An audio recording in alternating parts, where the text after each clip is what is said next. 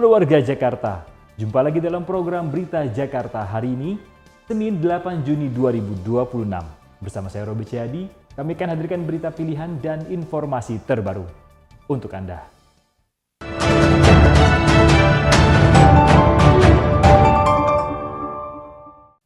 Warga Jakarta, sebelum kita ke berita utama Berita Jakarta hari ini, dari meja redaksi telah kami siapkan 3 berita pilihan dari website beritajakarta.id.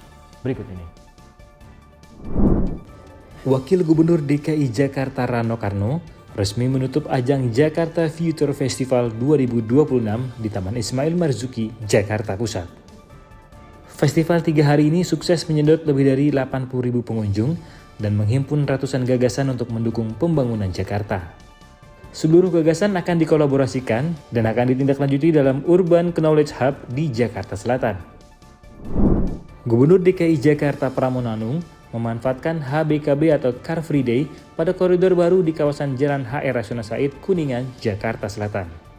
Pramono optimis jalan baru ini akan menjadi landmark baru untuk CFD Jakarta sekaligus memecah kepadatan di Sudirman Tamrin. Selain olahraga, ajang yang berlangsung hingga pukul 9 pagi ini juga dijadikan ruang sosialisasi gerakan pilah sampah bersama generasi muda.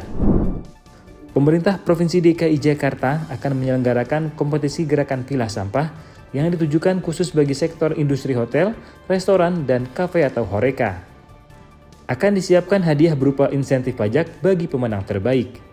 Kompetisi ini digelar agar budaya memilah sampah tidak hanya musiman, melainkan menjadi gerakan yang masif di seluruh lapisan masyarakat.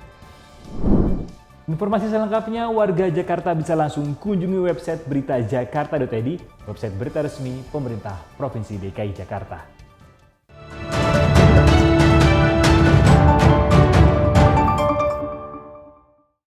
Kita beralih ke berita pertama Berita Jakarta hari ini. Ada kabar baik buat warga Jakarta. Di tengah tekanan ekonomi global sepanjang tahun 2026 ini, Gubernur DKI Jakarta Pramono Anung tengah menyiapkan solusi dengan program padat karya. Tidak tanggung-tanggung, pemerintah Provinsi DKI Jakarta menyiapkan 2.843 lowongan kerja baru dengan gaji lebih dari 5,7 juta rupiah. Gubernur DKI Jakarta Pramono Anung kembali mengambil alih langkah strategis untuk menjaga stabilitas ekonomi dan daya beli masyarakat. Sebanyak 2.843 lowongan pekerjaan disiapkan bagi warga yang membutuhkan dukungan ekonomi secara langsung. Pada tahap awal, program padat karya ini akan berlangsung selama 3 bulan. Meski demikian, Pemprov DKI membuka peluang lebar untuk memperpanjang masa kerja dengan melihat efektivitas dan persoalan yang ada di lapangan. Skema padat karya supaya orang bisa bekerja, dan kami membuka kurang lebih 2.843 lowongan, dan mereka digaji setara dengan UMP di DKI Jakarta ini. Untuk memastikan program perlindungan sosial ini tepat sasaran, Pemprov DKI Jakarta menetapkan persyaratan yang sangat mudah bagi calon peserta. Pramono menegaskan, syarat utama untuk bergabung hanyalah memiliki kartu tanda penduduk atau KTP DKI Jakarta. Ketentuan ini sengaja dibuat agar program bantalan sosial tersebut dapat diprioritaskan sepenuhnya bagi warga yang benar-benar berdomisili di ibu kota dan sedang terdampak oleh tekanan ekonomi. Tim Berita Jakarta melaporkan. Kita beralih ke berita selanjutnya. Gerakan pemilahan dan pengolahan sampah dari sumber terus disosialisasikan pemerintah Provinsi DKI Jakarta. Gubernur DKI Jakarta Pramono Anung mendorong setiap wilayah RT maupun RW di ibu kota membuat biopori jumbo untuk mengolah sampah organik menjadi pupuk kompos.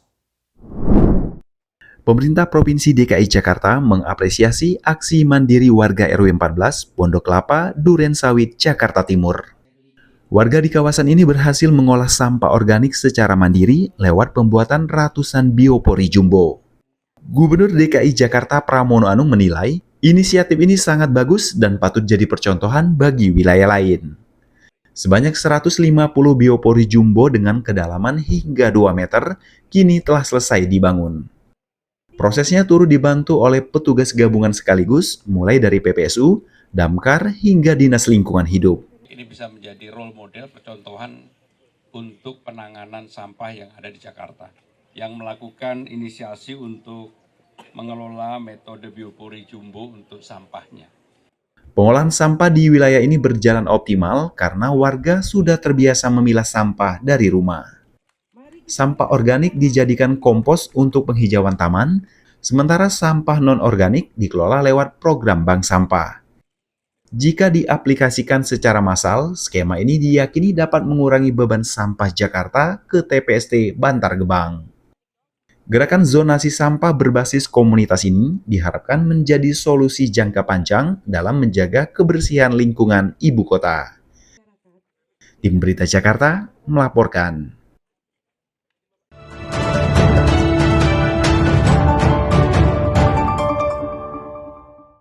Kita ke segmen Info Jakarta. Warga Jakarta, ada yang bilang masa muda itu cuma satu kali. Jadi, jangan dihabiskan hanya untuk jadi penonton di timeline media sosial ya. Kabar gembira karena pendaftaran Duta Pemuda dan Olahraga DKI Jakarta 2026 kini resmi dibuka. Ini saatnya buat kamu yang aktif, berprestasi, dan punya ide besar untuk maju menjadi representasi pemuda ibu kota yang inspiratif dan berdampak. Yuk, jangan ditunda lagi, segera cek persyaratan lengkapnya dan jadi bagian pemuda terbaik Jakarta.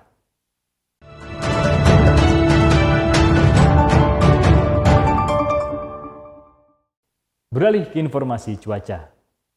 Sebelum memulai aktivitas esok hari, warga Jakarta bisa melihat perakiraan cuaca yang dirilis BMKG berikut ini.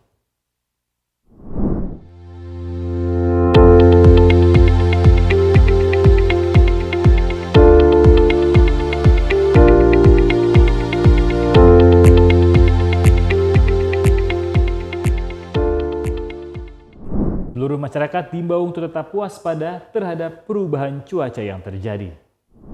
Demikian program Berita Jakarta hari ini. Saya Robi Cahyadi dan tim redaksi yang bertugas undur diri. Menyongsong 5 abad Jakarta, Jakarta Kota Global dan Berbudaya. Sampai jumpa.